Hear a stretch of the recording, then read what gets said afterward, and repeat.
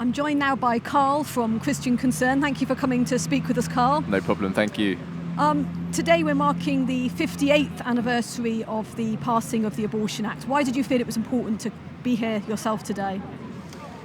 What I think is, as Christians, we see the Abortion Act passing and we see decades of death, and we mourn that, we grieve that, we feel for the families that have lost future children, we feel for the children themselves who have died, and we as Christians need to be here to commemorate this because the world doesn't see this as a big issue.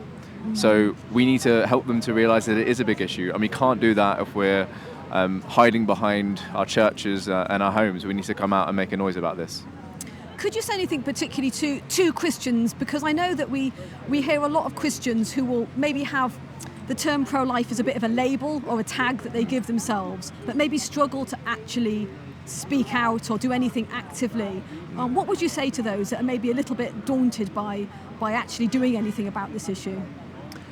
Well, I think that ultimately we just need to act. We need to get out there, and if you look at the early church and what helped them to spread, it wasn't mild-mannered sort of preaching of the gospel. It was going out there. It was when there was a plague on and people were dying, it was going out there and supporting these people that were dying. That's how the love of Christ would spread. So when we have a radical problem like the plague or a radical problem like abortion, we need to be out there doing radical things. And by radical I mean a radical love. Yes. A Christian response of love and care and affection, and so this is one of the best ways that we can witness to this wicked act that the world sees is completely normal.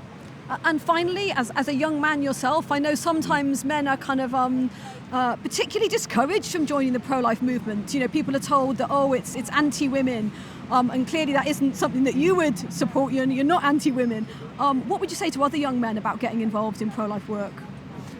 Well, I mean, part of our role as men, especially Christian men, is to be protectors, and there's nothing that needs more protecting than the life of the unborn.